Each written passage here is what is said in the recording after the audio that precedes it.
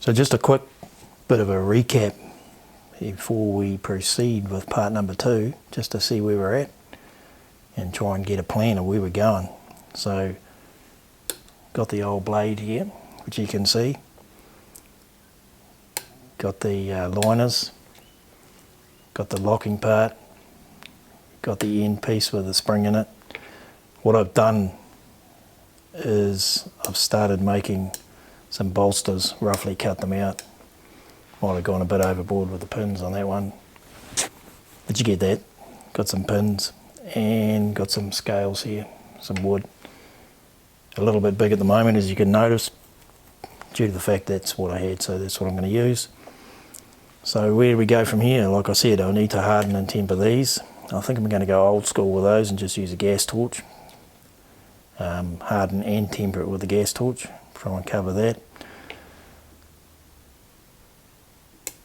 I want to fix these, get all these scales fixed, get the wood on there, get the bolsters on there. I'll epoxy those in and get that mainly shaped before I start putting it together and painting it up. Yeah, so that's where we're at. But before we get ahead of ourselves, I think we'll go now and we'll start to shape the blade, because at the end of the day, if I get that wrong, there's no real point and I have to start it again. So yeah, that's where we're at. Need to make a plan and get to it. Got a little bit going on.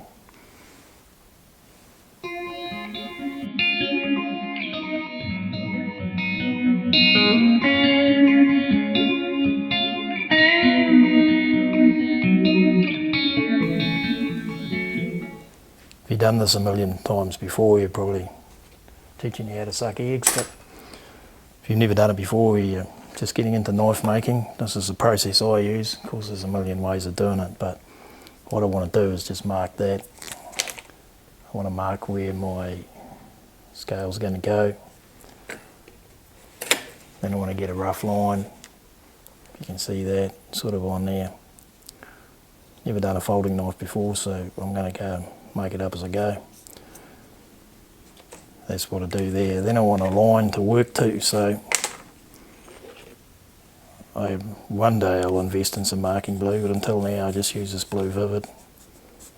Mark that under there.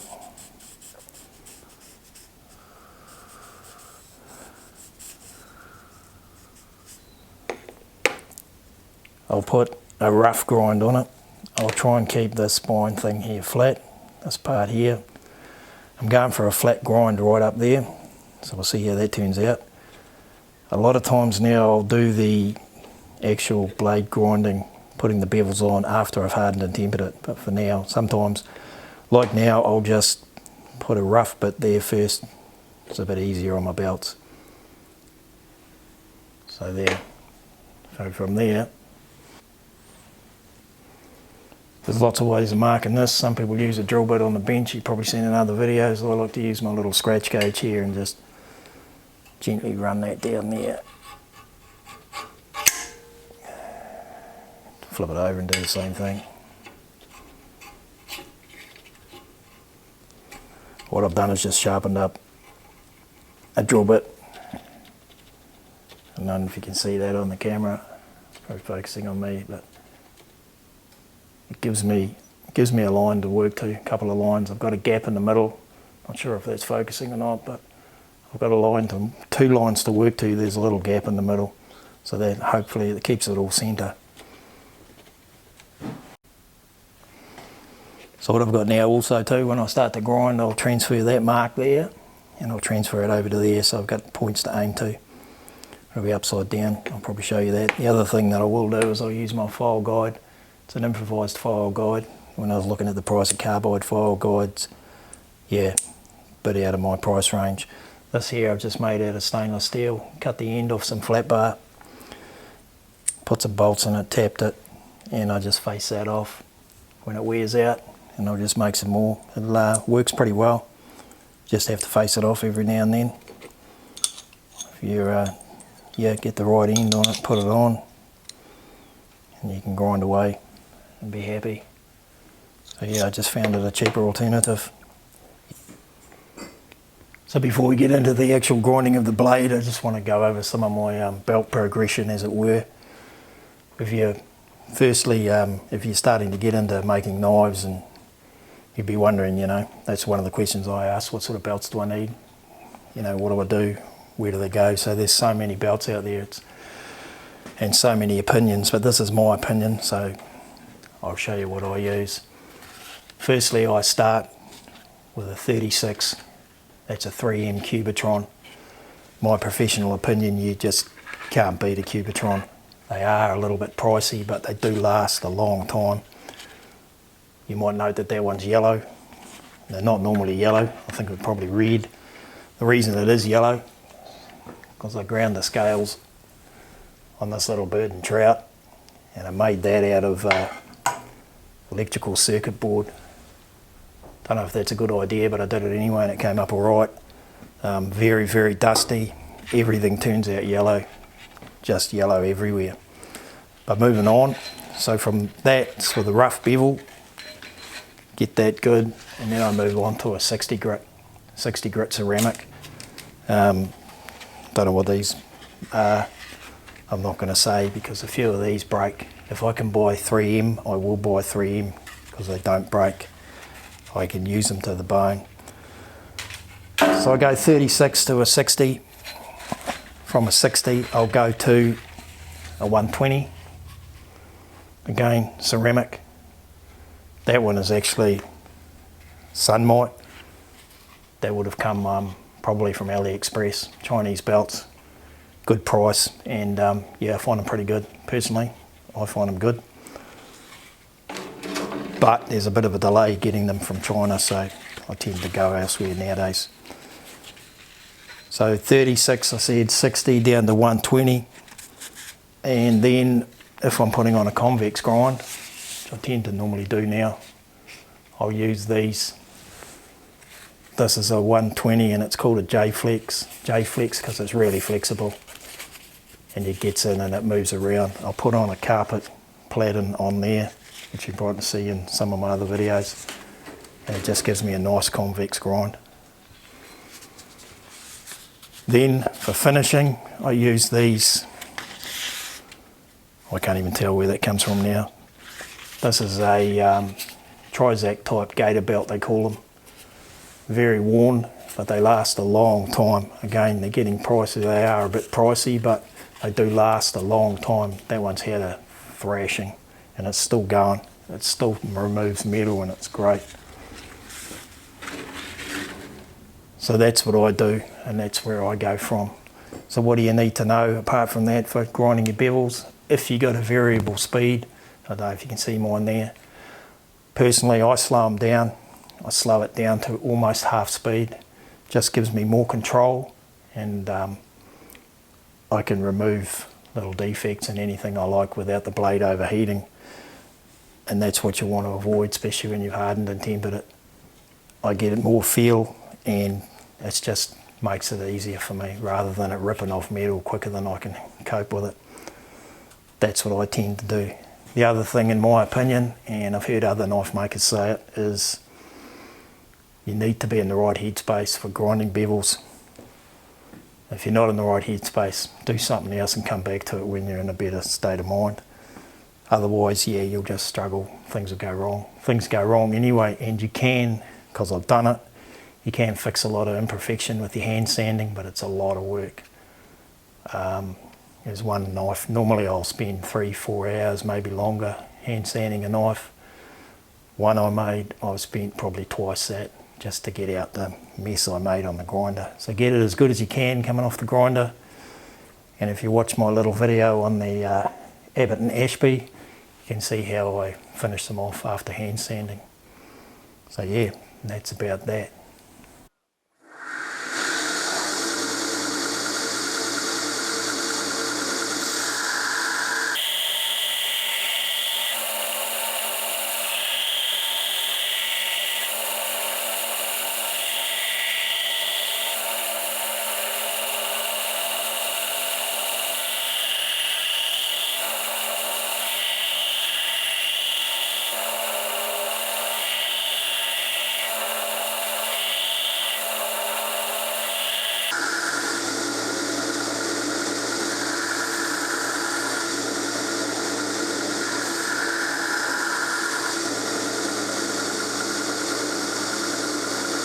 So what I was doing there is just putting the rough grind on, grinding bevels. Yeah, I've got a lot of jigs and things that I use. What I'm using here is just a modified tool rest. It's just a wee square block. I use it more for resting my hands now. Most of my grinding I do freehand sort of, just with this. I find it works really well for me. It's just a hand rest really, put your hands there. When I started out, I made this, just a bevel grinding jig. Works pretty well. It's only really good for flat grinds. And then I went on and made one of these with a bearing in it. Those are good. It's good for that one there. It's good for blades like this, like a cleaver. Got a flat edge down here. You can run it along. Works really well. Does a good job. So there's that going on. The other thing I've used it for too is this barbecue knife. Anything with a flat top like that works good for that jig. But like I say, nowadays I'm pretty much just freehand it and use that jig there. If you want me to go over jigs, just leave something in the comments and I'll go over the jigs and things I use and the progression about it. So also what I mentioned earlier in the video is that I keep the spine of the knife flat. The blade's actually in the oven at the minute because I lost the footage, so I'll go over it again. I keep the spine of the blade here flat till I harden it. And once I harden it, and I poke it in my little vise I'll show you in a second. I just find that sometimes in the hardening process I'll get distortion. So I keep that spine flat and I can clamp it down and minimise that as much as I can. Not so bad with 1084, but definitely with spring steel because it seems to have a bit of a memory. You've got to try and keep it flat through the whole process or it'll spring back and get a curve in it. So yeah, so what I do, I tend to get a bit of distortion like I said. So I keep that spine flat and then I bang it in this vise thing I made. Put it in there while it's still hot, take it out straight from the harden and then rattle gun that down as tight as I can. And it usually works out pretty good. So yeah, let's get into it. Let's get the forge fired up and get this hardened.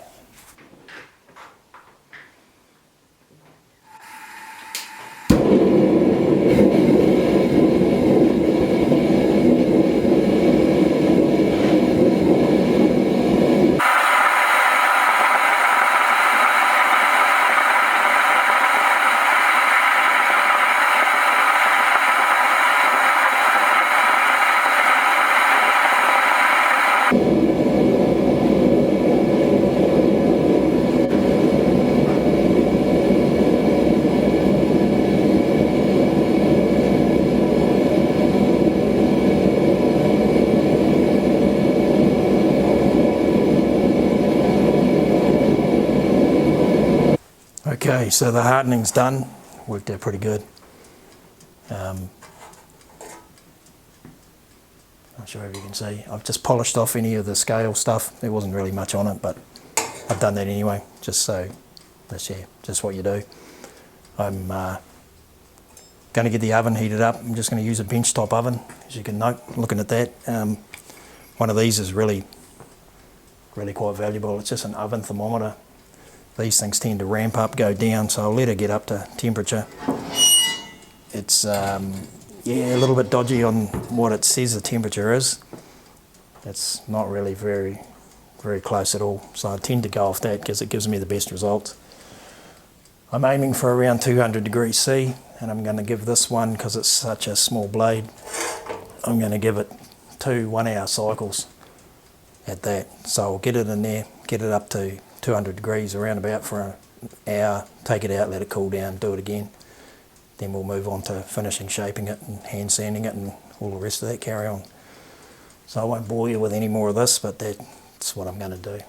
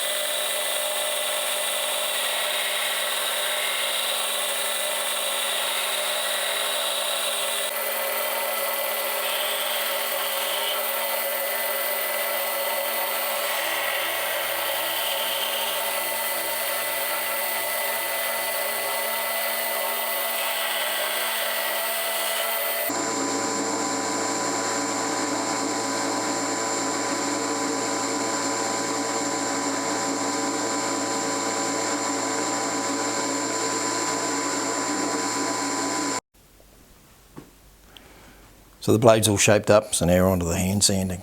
So yeah, what have I got to say about hand sanding? Well, get yourself some Rhino wet if you can. It's excellent wet and dry sandpaper. Price wise, it's pretty similar to the normal stuff, it just lasts a lot better in my opinion. One day I'll get into making some decent sanding blocks, but at the minute I just use just a piece of, it was going to be a G-clamp type thing, but never got it finished. So I just wrap my paper around that. I use that mild steel block to keep it flat. I've got other ones here. If I'm doing a convex grind, I'll tend to use a bit of wood, rolls around a bit better, and I'll wrap it around a bit of dowel to get into the curves. What I try and do, just personal preference, is I try and blend in these lines here. Some people like to keep them crisp, but I don't, so that's just personal preference, that's what I do. So yeah, let's get stuck into it and get it done. Then I'll harden and temper our other little bits, and it'll be all ready to assemble.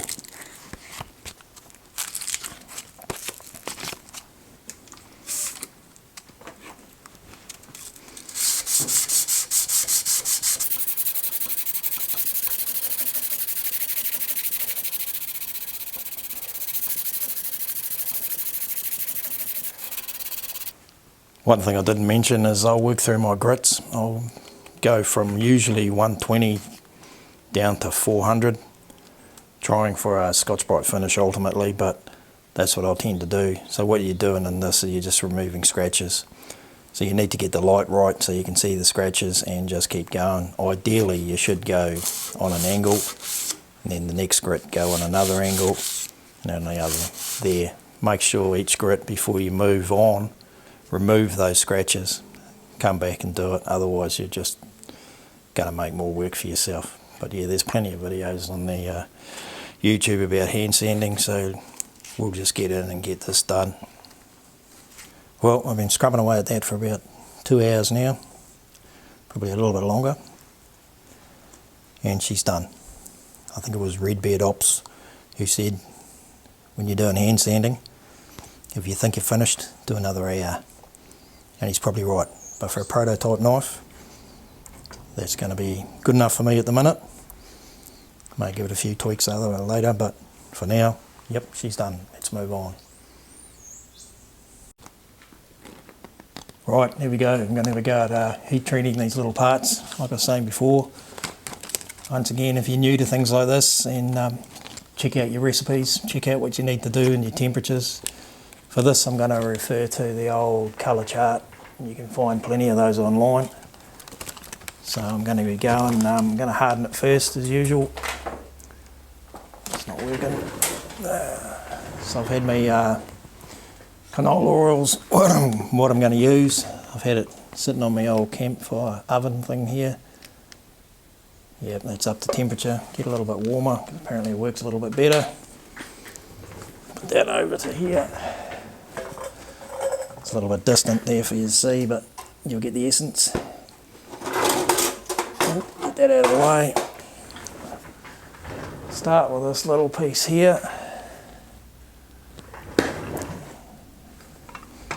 Heat it up to red and get that going full noise. Hopefully that wire looks a bit thin in hindsight. Hopefully it doesn't drop in there and I have to put my fingers in the dirty old canola oil, but there, let's go.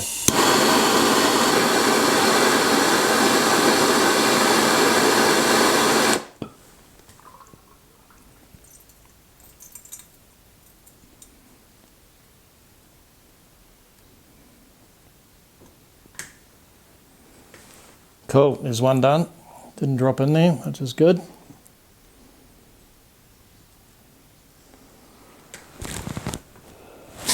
Let's try the next one. Like I say, you need to refer to your colour charts, or if you are new to it, you're just wondering, get some offcuts and just do some tests, and that'll show you what you need to know, yeah.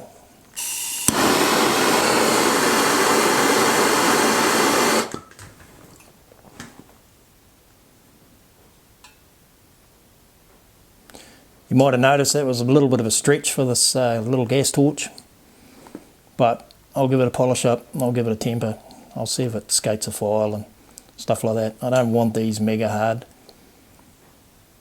I just want them sort of in between. I want them more springy than anything else. So if that doesn't work, then I have to put her in the forge, do it properly. Well, it is properly, but yeah. So yeah, that's that part done. I'll give those a polish up and then we'll give them a temper. So giving those a bit of a harden up, giving them a bit of a file test, and yeah, got away with that one, that bigger piece, but next time I'll use the forge because yeah, that was a bit touch and go, to be fair. So now I'm going to temper it, and what I'm trying to do, I don't want them as hard as a coffin nail, probably as hard as a rubber nail will be good enough, so I'm going to go for probably a purple, dark purple. So the reason you give them a polish up is so you can see the colours on there. If I was doing it in a heat treating oven, or probably in my benchtop oven, because that's all I've got, then I'll be going for temperature. But here, I'm going for colour. Whenever you're going off colour, you probably want a bit of subdued light. So we'll just go there, we'll get it a light purple and we'll dunk it back into canola oil. Here goes.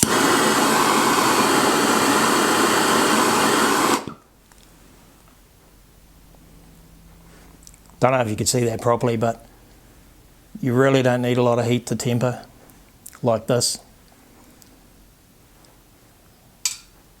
Smaller parts like that, it works pretty good. I have done knives with a gas torch on many occasions, quite successfully I might add,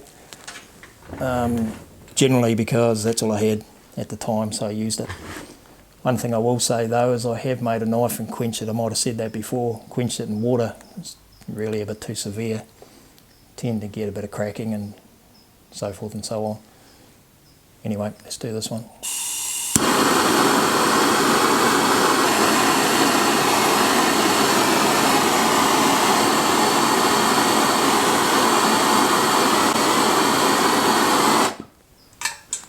So again, don't know if you could see that, but if you do it nice and slow, take your time, you can watch the colours grow on it. So cool, those are hardened and tempered, I'm pretty sure they'll be good enough, and we can give another quick polish up on the sides and they'll be ready to go in.